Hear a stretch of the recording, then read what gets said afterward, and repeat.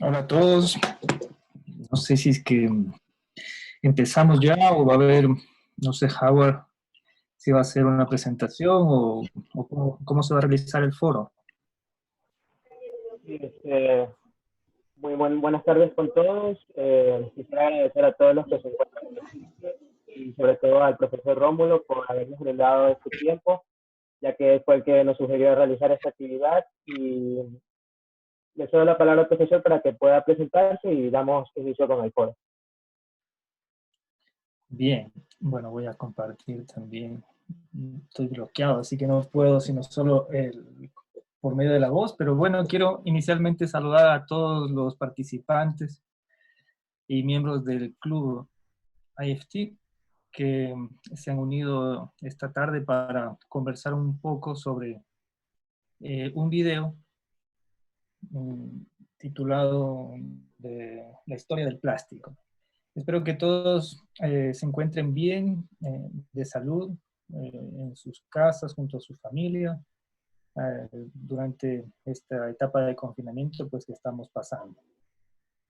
Ahora, espero que también no hayan tenido inconvenientes al ver el video por streaming y que bueno, justamente vamos a tener algunos criterios, o voy a pedir algunos criterios más adelante. No sé si comenzamos, bueno, hablando un poco del video en sí. En realidad, este video analiza la contaminación plástica provocada por el hombre y el efecto mundial que tiene sobre la salud de nuestro planeta y las personas que lo habitan. Como ustedes pudieron ver, la película abarca 3 continentes e ilustra muy bien este problema, ¿no? Campos llenos de basura, montañas de basura, ríos, mares obstruidos con desechos y se visualizan también el cielo con las emisiones de la producción y el procesamiento de plástico por la industria petroquímica. El video también presenta entrevistas con expertos y activistas que se encuentran, se puede decir, en la primera línea de lucha de este problema, ¿no? Y revela consecuencias, en algunos casos ya se ven consecuencias desastrosas de la inundación de ecosistemas con grandes cantidades de plástico que envenenan, se puede decir, las comunidades en las que se está dando este problema y en todo el mundo. Y también visualiza un movimiento global que se está levantando en respuesta a esta problemática. Entonces también pues tiene, el video presenta archivos históricos, pero también en algún momento pone animaciones que facilitan también comprender rápidamente la problemática y algunos conceptos básicos. Y la forma como está también elaborado el video es interesante porque hay relatos en primera persona que están justamente participando o tienen un actor o un rol clave y muestran cómo cada uno afronta este problema desde su punto de vista. Bien, no sé si me pueden escuchar todos o me están escuchando bien todos, pero si hubiese algún problema de conexión, me lo hacen saber. Sí, muchas gracias, Mr. Rómulo. Lo siento, disculpe que no pude venir al inicio y Howard ya dio la introducción. Sí lo escuchamos bien. No sé si alguien tiene algún problema con el audio.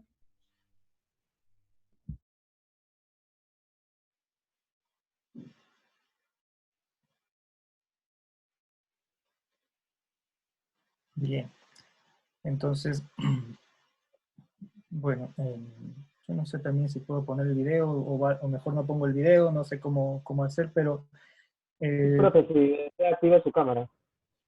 ya, bueno, yo en realidad tenía Ahí en compartir pantalla, usted puede, déjeme ver, porque yo puse para que también pueda compartir pantalla. O bien, Howard, ¿lo puedes hacer host para que pueda compartir la pantalla?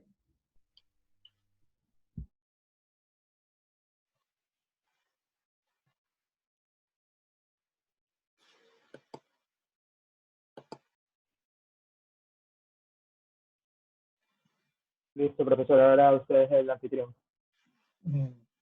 ya, déjenme un momento, termino de hacer algo para poder hacer la presentación. Bueno, es que yo había preparado, realmente preparé unas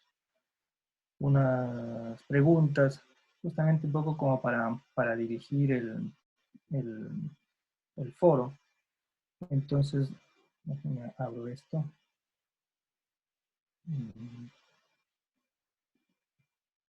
Y compartiría ya el. Bueno, vamos acá.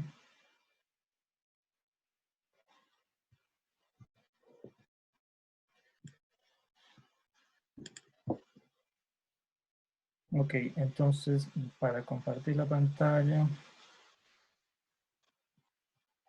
Aquí.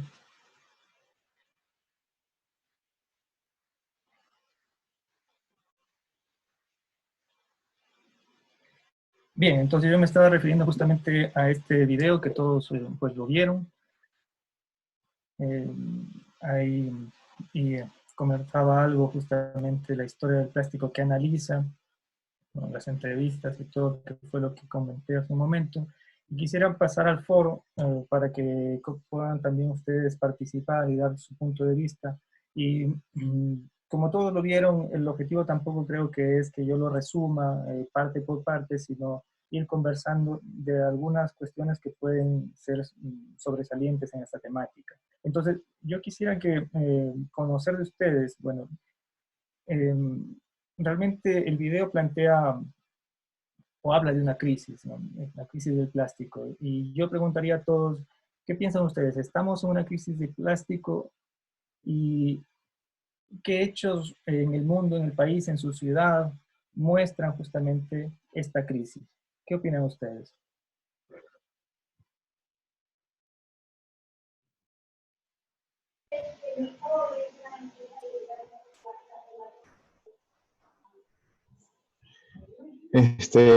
No sé si puedo hablar, responder un poco a lo que usted acaba de preguntar.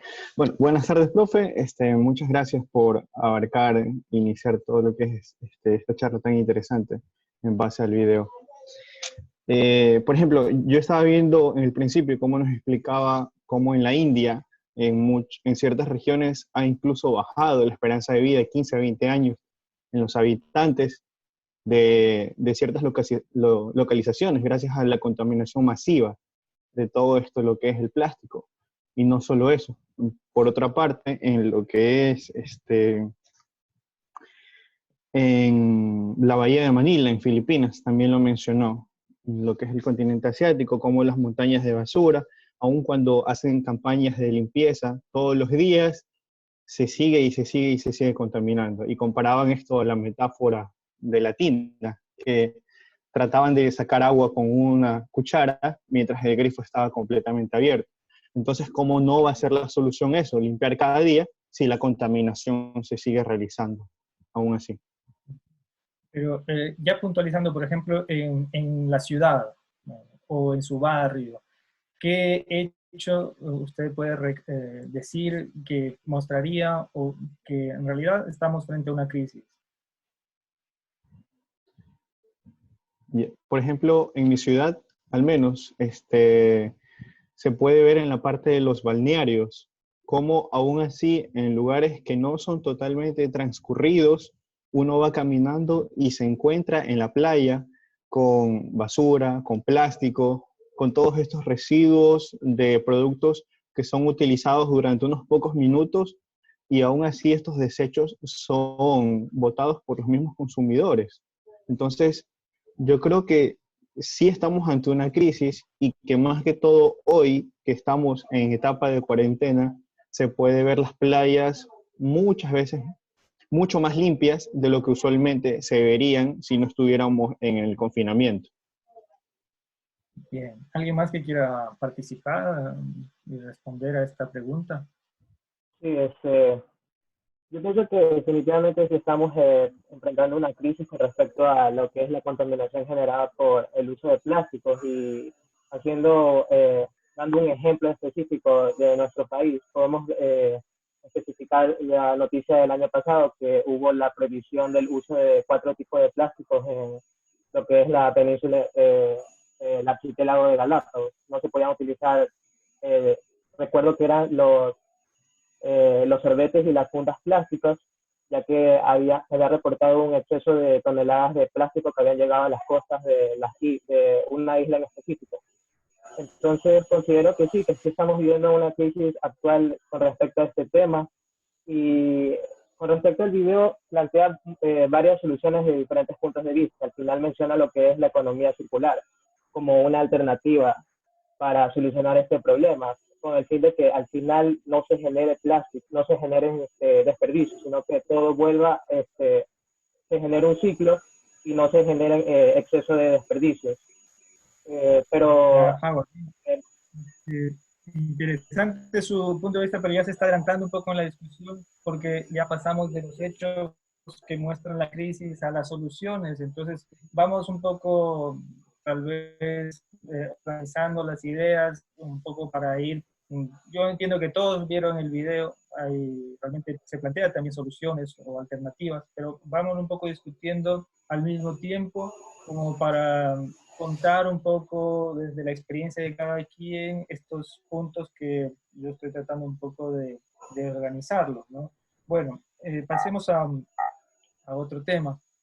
Entonces, justamente esto era algo que habría que también conversar, porque ya hay estos desechos que se están acumulando, ya lo decía el señor Vera hace un momento, en las playas y ahora ya no se ve tanto por la cuarentena, pero en realidad hay un manejo de desechos de plástico, el reciclaje y todo dentro de un proceso o un criterio de sostenibilidad. Eh, estos manejos de desechos plásticos se los realiza en las ciudades de cada uno de ustedes, porque entiendo no todos son de Guayaquil. Entonces, ¿qué otras ciudades están manejando o con criterios de sostenibilidad o reciclaje los desechos plásticos? ¿Conocen ustedes o qué conocen ustedes? ¿Alguien más que quiera responder? Hola, yo quiero hablar un poco. Bueno, primero saludo a todos, espero que se encuentren muy bien. Y refiriéndome un poco al punto 1 y al punto 2, como muchos saben, yo soy de Sarumo. Entonces, bueno, les cuento un poco lo que es la historia acá. Nosotros somos más o menos 4 cantones que pertenecemos a la parte alta, entonces nos manejamos como un solo grupo. Lo que es reciclaje y manejo de desechos como el plástico se realiza en conjunto, o sea, no hay un solo botadero de desechos, por así decirlo, de mi ciudad, sino somos 4 cantones. Entonces, hay muchos problemas en cuanto a dónde colocar este tipo de botaderos, porque primero que no se realiza un reciclaje, sino que es todo unido. Entonces, se tiene que buscar sectores en los cuales no contaminen o no influya en la vida de las personas. Acá también tenemos un grave problema que es de contaminación por minería. Entonces, no existen muchos sectores, como que, por así decirlo, donde se pueda realizar esto. Entonces, hace como más o menos 3 años, se dio la maravillosa idea de hacerlo en un lugar en el cual había mucha vegetación y un lugar donde no había viviendas, pero realmente hubo mucha oposición y todo, pero al final no se pudo hacer nada y ese botadero se realizó en ese sector. También tenemos muchos problemas en cuanto a los ríos, porque de lo que conozco hace muchos años, estos ríos uno podía ir a nadar y estar ahí, pero ahora con toda la contaminación, tanto ya les digo de minería como de desechos, que es imposible estar en muchos de estos ríos. Entonces, eh, puede ser, bueno, yo realmente no conozco mucho la situación de Guayaquil, porque a pesar de que vivo ahí, no, yo he visto que no, como que en las calles se ven basura y se ven cosas, pero desde el punto de vista ya de acá, que es algo más pequeño, les puedo decir de que aquí el manejo de desechos no existe una clasificación, no existe, simplemente es todo unido y va a un botadero, y cuando ya ese botadero no tiene capacidad, se ve la manera de construir otro en otro sector. Y así, eso es lo único que se realiza. Bien, y comparando esto que pasa en la ciudad de cada uno frente a lo que mostraba el video, ¿qué pasaba justamente con todo el material plástico que se recolectaba en las ciudades? ¿A dónde iba? Al final iba ¿Qué se a podía hacer? un... ¿Qué cosa? ¿Qué se La podía hacer última con vez. el plástico? De lo que pude ver era como que todo iba en conjunto, iba a estar recolectado y por más que se esté haciendo ese reciclaje, era muy difícil luego poder reprocesarlo porque explicaba acerca de que eran hechas de diferentes tipos de resinas que no iban a poder ser recicladas, o como también mostraba tipos de empaques que venían con aluminio, plástico, estaban con pintura, tenían como con print, entonces como que realmente iba a ser difícil.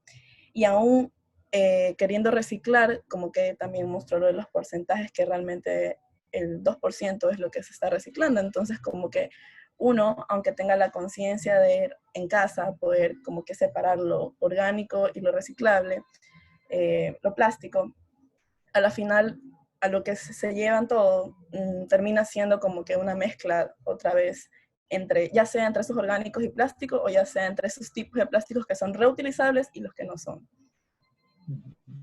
Sí, se hablaba de que en realidad, bueno, a nivel mundial se mencionan porcentajes de reciclaje de alrededor de 14% de todo el plástico que se produce. Y decían que el 2% se convertía en un artículo similar al primero, ¿no? Que había sido elaborado con ese polímero. Y el resto se hacían otros artículos que venían a ser tal vez más contaminantes, ¿no? Porque principalmente se utilizaba el material reciclado para hacer bolsas tipo camiseta, que se llama, ¿no? Que son de un solo uso y por tanto van nuevamente a los botaderos. Bien, y ahí es justamente algo importante que no, el reciclaje tiene una dificultad, ¿no? Justamente porque no todos los plásticos son iguales, como lo mencionaban también la señorita Vilaseca, pero también habría que mencionar que una vez que se reciclan y se reprocesan esos plásticos, esos polímeros pierden sus propiedades, no son iguales. Entonces ya no se va a poder elaborar un mismo tipo de artículo, ¿no? Para poder hacer un artículo similar, habrá que hacer una mezcla entre el material reciclado con material nuevo para elaborar ese artículo. Entonces, realmente hay una dificultad también de orden técnico como material reciclado. Bien, pasemos a algo más que se mencionaba también en el video. ¿Qué alternativas conocen ustedes que existen frente al plástico? ¿O qué se, si para, en lugar de utilizar eso, qué se podría hacer?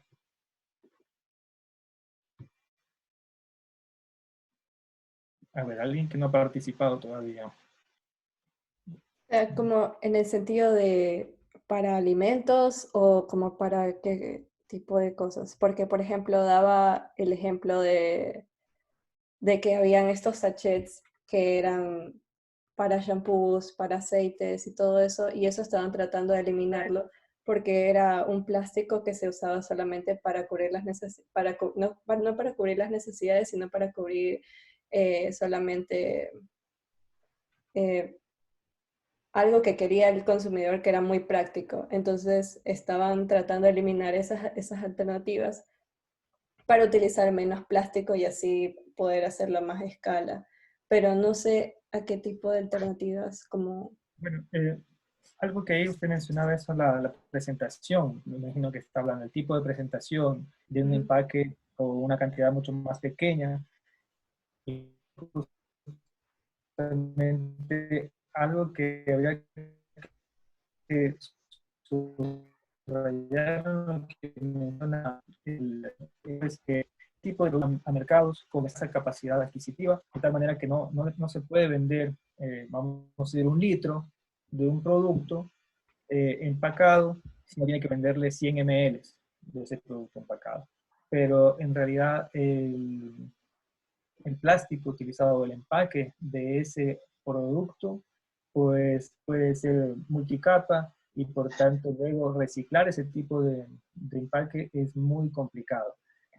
Y hablaba de un doble estándar ahí también el video, ¿no?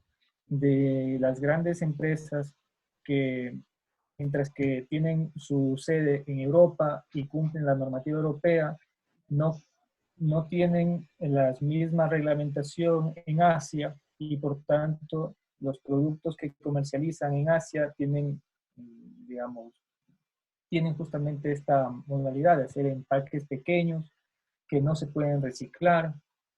Y eso, pues, hablaba un poco el video de esa realidad, ¿no? Pero también hablaba algo más como alternativas al plástico, que hablaba de los bioplásticos, ¿no? ¿Qué me pueden decir ustedes de eso?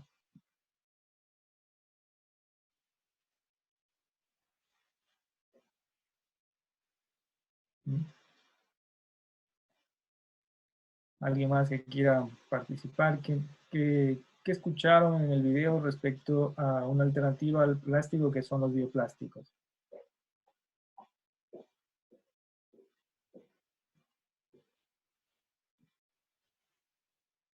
Bueno, antes que nada creo que también hay que mencionar que como alternativas al plástico también tenemos el uso de, o sea, de materiales tradicionales que se utilizaban antes, como el cartón, como el vidrio, que se podrían volver a utilizar con el fin de también reducir un poco la cantidad de plástico que se está generando. Pero bueno, como alternativa en sí al plástico, se encuentran los bioplásticos. O sea, me parece súper interesante que hablaba de dos cuestiones. Uno, de que el origen, de donde se va a extraer el material para hacer el plástico. Entonces decía que uno puede ser de origen vegetal y el otro petroquímico. Pero no basta solo con sustituir el origen vegetal el origen petroquímico, perdón, porque se obtiene realmente el mismo producto, solo que tal vez no dejando una huella ecológica tan fuerte al iniciar el proceso, pero se sigue generando el mismo plástico. Entonces la idea sería generar este origen natural y realizar un plástico que sea biodegradable, que sea amigable con el medio ambiente. Sí, pero existen muchos factores que son, no sé si me estoy adelantando o no sé. No, está bien. Ya existen muchos factores que pueden ser adversos. Por ejemplo, hay muchos productos que se han catalogado como biodegradables o amigables con el medio ambiente, pero que terminan siendo simplemente pequeñas partículas de plástico, que bueno, ya no se tiene el plástico en su totalidad, pero se tienen pequeñas partículas que igual son contaminantes. Entonces, la idea de formar de elaborar un plástico totalmente biodegradable, como que es una alternativa un poco que siento que no se ha explorado así de gran manera. Ya. ¿Qué más quisiera participar sobre esta pregunta? ¿Qué alternativas hay al plástico?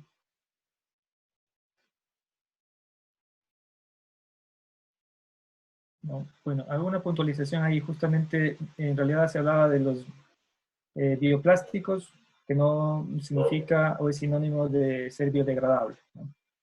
Porque a partir de un recurso renovable se podía llegar a obtener el PET, ¿no? El polietileno terftalato, como también se lo hace a través del petróleo. Pero la molécula como tal y el polímero como tal es la misma cadena y por tanto tiene el mismo problema de que no es biodegradable.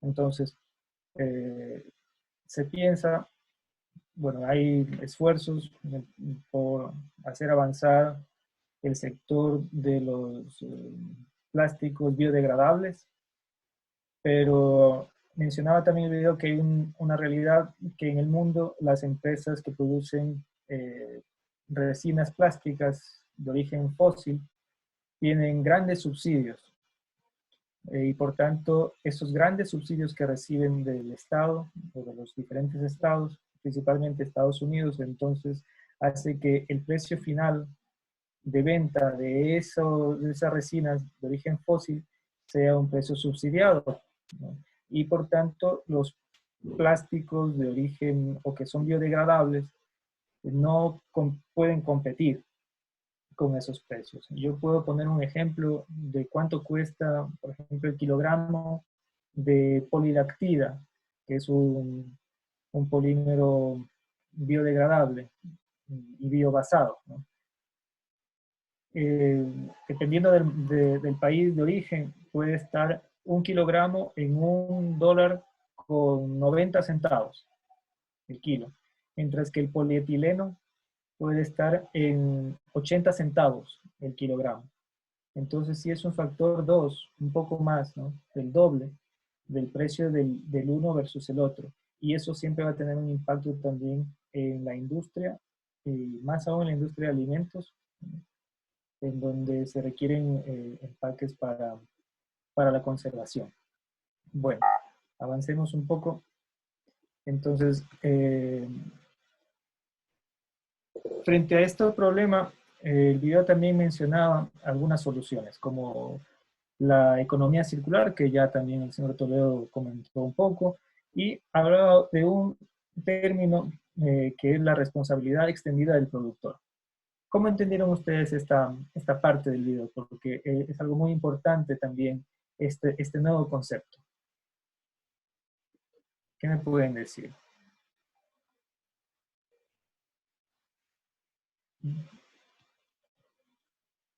A ver, me gustaría que quienes no han participado también... Hola, profe, yo quiero hablar. A ver. Yo, Romina, ya. Bueno, yo no vi el video realmente, pero igual como que se estaba como que con el tema. Y yo entiendo responsabilidad extendida del productor, no es solamente decir, ok, yo voy a producir mi invento. Tantos, perdón, se escuchan gritos. No solamente voy a producir tantos, no sé, botellas de plástico de salsa de tomate y decir, ok, compro el plástico a tanto, digamos lo que usted estaba diciendo, por ejemplo, el PET frente al otro que mencionó. Ok, a mí me cuesta menos comprar este kilogramo y solamente hasta ahí. O sea, mi responsabilidad no tiene que llegar solamente hasta cuánto me estoy ahorrando o hasta cuánto voy a vender y en cuánto me beneficia a mí, sino, ok, una vez que llegó al consumidor, luego qué va a pasar con ese producto que yo hice, con el plástico que contiene el producto que yo hice. Entonces, la responsabilidad del productor no solamente tiene que llegar hasta, ok, hasta entregar el producto sino también hasta qué va a pasar luego de eso. O sea, ¿va a retornar a mí o cuál va a ser la manera en que yo haga que no impacte negativamente en el medio ambiente? O saber cómo, si lo voy a retornar o saber cuáles son las maneras en que se va a degradar, creo. Bien, ¿qué más podrían complementar a la idea de Romina? Justamente lo que decía Romy acerca de la responsabilidad extendida del productor, ahí en el video daba un ejemplo acerca de cómo esas marcas de shampoo, la europea sí mostraba que tenía como que esto iba a poder ser reciclado, mientras que los sachets pequeñitos de shampoo que provenían de la misma marca, si no me equivoco, eran hechas en otro país, pues no iban a tener algún efecto o no iban a ser poder recicladas o aportar de alguna manera al ambiente. Ya. Sí. Considero también que lo de la responsabilidad extendida del productor ya, o sea, es algo en lo cual se puede, como sociedad podemos presionar, pero que ya son cuestiones muchas veces legales también.